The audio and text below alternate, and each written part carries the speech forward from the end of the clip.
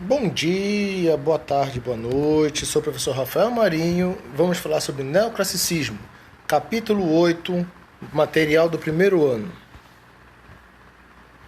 O que foi o neoclassicismo? Nós já falamos sobre o Renascimento, tá? Que foi a retomada dos valores clássicos greco-romanos. Falamos do Barroco, que foi a contra-reforma protestante, ok?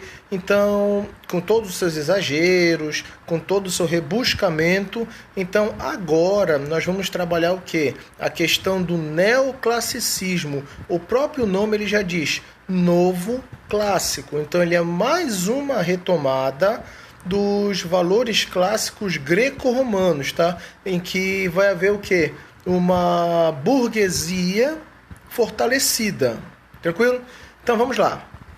Nas duas últimas décadas do século XVIII e nas três primeiras do século XIX, uma nova tendência estética predominou nas criações dos artistas europeus. Tratava-se do neoclassicismo, que vem de neo, novo, que expressou os valores próprios de uma nova e fortalecida burguesia que assumiu a direção da sociedade europeia após a Revolução Francesa e principalmente com o Império de Napoleão. Imagina que essa burguesia, certo? Ela vem da onde? Ela vem lá dos Países Baixos, tá? Dos países protestantes, aonde eles vão influenciar através da liberdade sobre a religião essa ideia de novo clássico, de retomada de valores da cultura clássica greco-romana. Então eles vão pensar como renascentistas. Aqui eu tenho Canova, certo? Então percebam o que? Percebam que as feições, elas sempre vão ser feições austeras, ou seja, sérias e serenas também. Todas as obras, independente de ser pintura ou escultura neoclássica, ele vai trabalhar o quê? Ele vai trabalhar frieza, tá? O homem neoclássico é um homem frio, tá? Apesar do amor ele ser um sentimento neoclássico, tá? Por quê? Porque ele vai trabalhar a idealização daquilo que você quer em uma pessoa. Muito bem. Quais foram, então, os fatores para esse neoclassicismo? Primeiro de tudo, ela foi uma tendência dominante da arte europeia entre o final do século XVIII e o início do XIX, caracterizando-se, como eu já falei para vocês, de uma revalorização dos valores clássicos greco-romanos.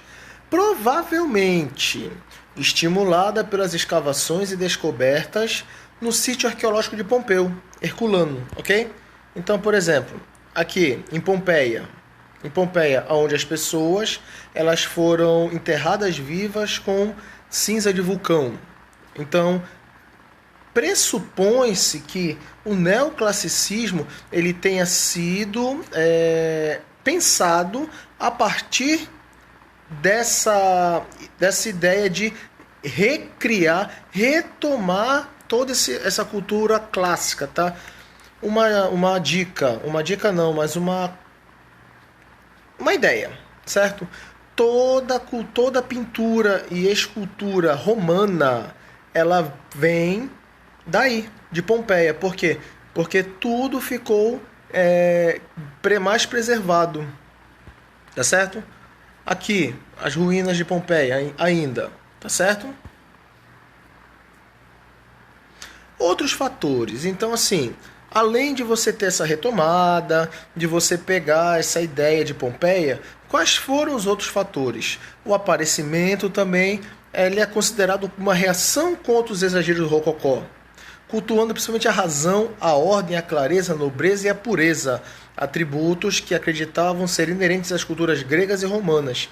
Então, o homem barroco, ele era um homem rebuscado, tá certo? Então, quando você tem a imagem barroca da barba, por exemplo, ela é toda trabalhada. Por quê? Porque isso vai mostrar a ideia de exagero, tá certo? Então, lembrando, barroco, concha, rocaille, pérola, aliás, barroco, pérola imperfeita, rocaille, concha, tá certo?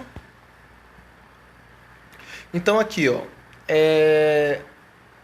vamos ver uma obra rococó. Então, como eu falei para vocês, deixa eu voltar aqui rapidinho.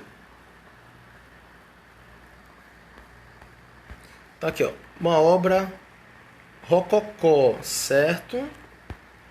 Então, uma obra rococó, ela vai trabalhar a leveza, como eu falei para vocês anteriormente. Ele vai trabalhar a leveza, certo? Da beleza da burguesia, do dia a dia da burguesia. Enquanto que no neoclássico eu vou trabalhar o quê? Temas greco-romanos, temas da cultura greco-romana, para dar um sentido, um significado àquele momento histórico que estava passando, ok? Deixa eu voltar aqui agora. Vamos lá. Características, então. Retorno ao passado. Pelo quê? Pela imitação dos moldes greco-romanos, greco-latinos. Isso vocês já sabem de cor. Cultura clássica, greco-romana, renascimento, neoclassicismo, hiperrealismo. Ok? Não esqueçam mais. Então, olha só. Academicismo nos temas e nas técnicas, isto é, sujeição aos modelos e regras ensinadas nas escolas ou academias de belas artes. Então, todos os pintores neoclássicos, eles vão fazer o quê? Eles vão fazer basicamente a imagem de uma mesma forma, com uma mesma técnica, ok? Então, a arte aqui, no neoclássico, ela vai ser entendida única e exclusivamente como uma imitação da natureza. Num verdadeiro culto à teoria de Aristóteles, onde a natureza é perfeita, o homem a corrompe. Arquitetura, certo? Na arquitetura já estava surgindo os primeiros edifícios em forma de quê? De templos gregos, certo? Se tu parar para pensar, todos os logos, todas as logomarcas de faculdade, elas têm como base as colunas gregas. Por quê? Porque essa imagem de coluna significa, junto com o triângulo, sabedoria. Vamos lá. Surgiram os primeiros edifícios em forma de templos gregos, as estátuas alegóricas e as pinturas de temas históricos. As encomendas já não vinham do clero e da nobreza. Lembrem-se da Revolução Francesa que cortou as cabeças dessas classes, mas sim da alta burguesia, mecenas incondicionais da nova estética. A imagem das cidades mudou completamente. Derrubaram-se edifícios e largas avenidas foram traçadas de acordo com as formas monumentais da arquitetura renomada civil estatal, referente às novas instituições burguesas que passariam a existir pós-revolução burguesa, universidades, fóruns públicos, bancos, etc. Não sei se vocês sabem, mas existia uma proposição de derrubada da Cidade Velha durante 1900, baseado, apesar de 1930, apesar de não haver nenhuma conexão com o neoclassicismo, porém quiseram derrubar a Cidade Velha justamente para dar ares de modernidade a ela. Porém, houve toda uma comoção popular e tudo mais, porque a Cidade Velha ela vem de um estilo do barroco tardio, ok? Então, não derrubaram. Então, ela se mantém como foi construída desde 1616. Muito bem. Aqui.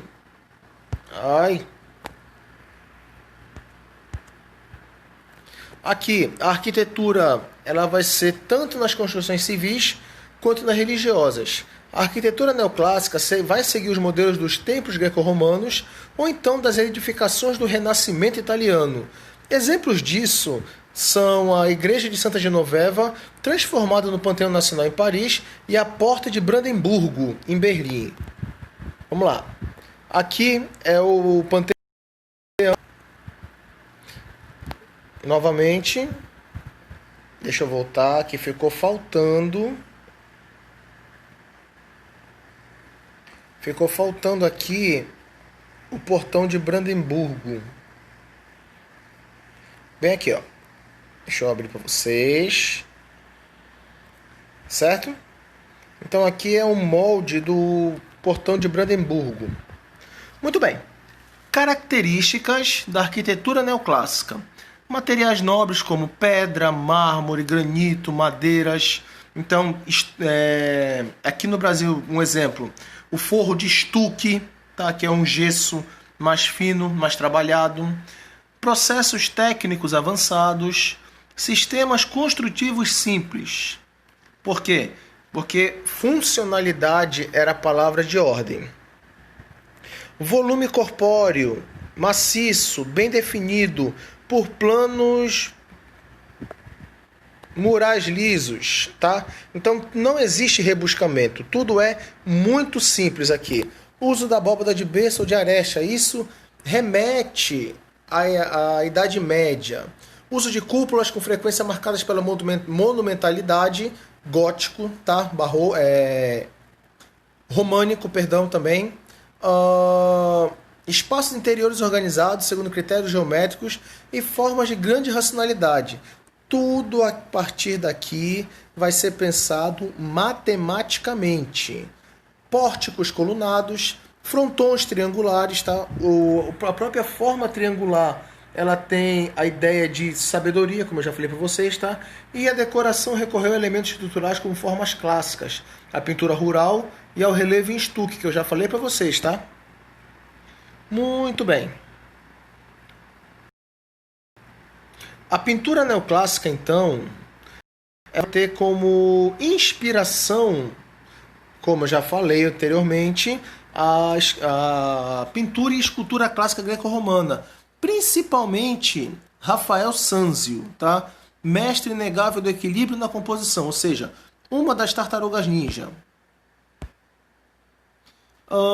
Quem são os principais representantes da pintura neoclássica? Esse nosso amigo aqui, que é o Jacques-Louis David, ele é o principal pintor neoclássico, tá? Ele foi pintor de Napoleão e tudo mais. Então ele vai registrar fatos históricos ligados à vida do imperador. Ele vai dar um realismo mentiroso, tá certo? Então ele vai dar, através desse realismo mentiroso, uma emoção, tá? Por exemplo, coroação de Napoleão nos Alpes, atravessando os Alpes, que jamais ele estaria com um cavalo limpo, jamais ele estaria com uma roupa dessa forma. Então eles pintam de uma maneira a engrandecer cada um deles, tá? No caso aqui o Napoleão. E aqui eu tenho um exemplo, fora Napoleão, do Jacques-Louis David, que é a Morte de Marat, que é baseado na tragédia de Platão, tá certo? Quando ele cicuta Sócrates. Bom, Ingres, tá? Jean-Auguste Dominique Ingres, que foi o pintor, um cronista visual da sociedade da época, tá? Acreditava que a arte deveria produzir quadros históricos. Então, a função da arte aqui é de produção de quadros históricos, extremamente simples, porém com toda uma significância. Sua obra abrange, além de composições mitológicas e literárias, nus, retratos e paisagens, mas a crítica moderna vê nos retratos e nus o seu trabalho mais admirável. Então, ele vai representar o dia a dia francês, certo? Através de cenas históricas. Muito bem. O Ingres soube registrar a fisionomia da classe burguesa do seu tempo, principalmente no gosto pelo poder e na confiança da individualidade. O detalhismo também é uma das suas marcas registradas. Seus retratos são invariavelmente enriquecidos com mantos aveludados, rendas, flores e tudo mais que dá essa ideia de veracidade, tá? Novamente Napoleão, tá? Então, ele defendia o quê? A pureza era muito mais importante do que colorir. A pincelada, ele dizia, devia ser tão fina quanto a casca de uma cebola. Imagina o seguinte, quando você aprende a escrever, certo? Então, quando você aprende a escrever, você aperta o lápis que marca todo o papel, seja caderno de caligrafia, português, matemática, etc. Então, a pintura é a mesma coisa. Existe uma técnica chamada de aquarela. Alguns de vocês devem conhecer ou não. Então, a aquarela, você precisa ter mãos delicadas para poder fazer a pintura e não estragar. Por quê? Porque você trabalha camada sobre camada. Então, aqui ele também falava isso a partir da pintura a óleo. Ok? Continuando, meus queridos. Muito bem, então olha só. Aqui, o que vocês veem? Vocês veem a pincelada tão fina quanto a casca de uma cebola, que faz parte da obra chamada Retrato da Princesa de Broglie, 1853. Então aqui, deixa eu voltar. Aqui no caso ele vem fazendo o quê? Ele vem fazendo como trabalhar com a pintura no chamado hiperrealismo, ok? Vamos lá. Bom, a escultura neoclássica, certo? Então, os escultores, eles vão ser também marcados pelo rigor e pela passividade. E sua produção é considerada fria, como eu falei anteriormente, tá? Então, lá, Canova, no caso. Então, você tem uma escultura fria, você tem uma escultura que não tem... Como é que eu posso dizer? Emoção, tá? A escultura neoclássica, a arte neoclássica não tem emoção. Muito bem, então olha só, quais são as características gerais? Estátuas de heróis uniformizados, mulheres envoltas em túnicas de Afrodite ou crianças conversando com filósofos foram os protagonistas da fase inicial da escultura neoclássica. Mais tarde, na época de Napoleão, essa disciplina artística se restringiria às estátuas equestres e bustos focalizados na pessoa do imperador, certo? Então o que vai acontecer? No início, eu vou trabalhar temas clássicos greco-romanos. Depois, num segundo momento, eu vou trabalhar o quê? Os imperadores, no caso aqui, Napoleão, tá? Então, assim, a referência estética foi encontrada lá na Antiguidade Clássica, como eu já falei para vocês, tá? Por isso, elas tinham um naturalismo equilibrado, tá? Então, ou seja, as formas, elas vão, não é um nu, certo? Mas as formas, elas vão ser simétricas, perfeitas, justamente para trabalhar o quê? Para trabalhar veracidade.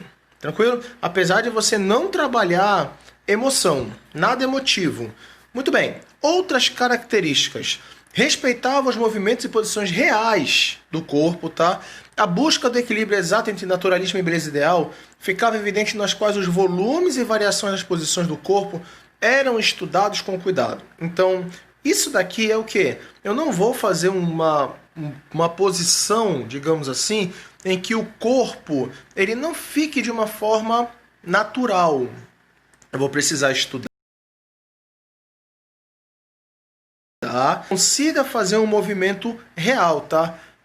O escultor neoclássico encontrou dinamismo na sutileza dos gestos e suavidade das formas. Ou seja, aqui eu não tenho mais o contraposto, que era aquela perna voltada para frente, tirando o centro do corpo, tá? Aqui ele vai ser através de quê? Através dos gestos, das mãos, do sorriso, da cabeça inclinada, que vai dar o quê? Essa ideia de movimento, de dinamismo. Muito bem. Materiais trabalhados. O mais comum era o bronze, o mármore, a terracota. Embora o mármore branco ele permita dar um polimento na superfície que pareça um brilho natural da pele, tá? Então, o que vai ser mais usado aqui? O mármore branco, tá? Então, assim, entre os escultores mais importantes é o Canova, que eu já tinha falado com vocês que ele era exclusivo da família Bonaparte. Muito bem, então aqui o Antônio Canova, tá?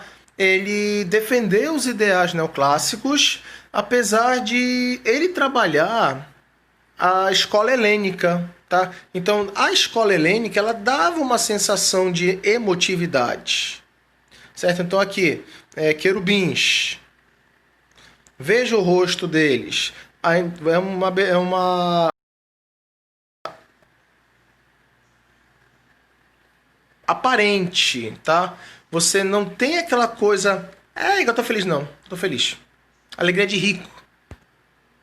Bom, as mãos aqui, o dinamismo ele se dá a partir disso. Então, a mão ela não está presa ao corpo, ela não está numa posição normal de estaticidade, de estar parada, mas dá a sensação de que ela está em movimento aqui através de segurar o inseto.